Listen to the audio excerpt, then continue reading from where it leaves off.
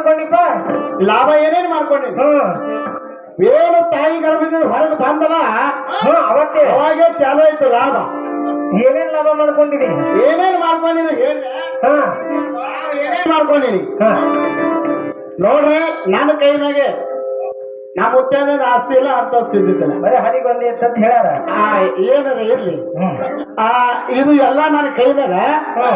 20 ಎಕರೆ ಹೊಲ ತಗೊಂಡಿನಿ 20 ಎಕರೆ ಹೊಲ ತಗೊಂಡಿದ್ದೀನಿ 20 ಎಕರೆ ಹೊಲ 100 ಕುರಿ 20 ಕೋಳಿ 2 ಎತ್ತ 4 ಎಮ್ಮಗಳು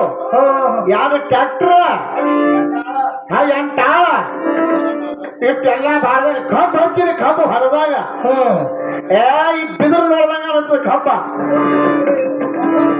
9 ಬೋರ್ ಹೊಲದಾಗ ಮೋಟ್ರು ಒಂದಕ್ಕೂ ಇಲ್ಲ ಆದ್ರೆ ಇಷ್ಟೆಲ್ಲ ಮಾಡಿಲ್ಲ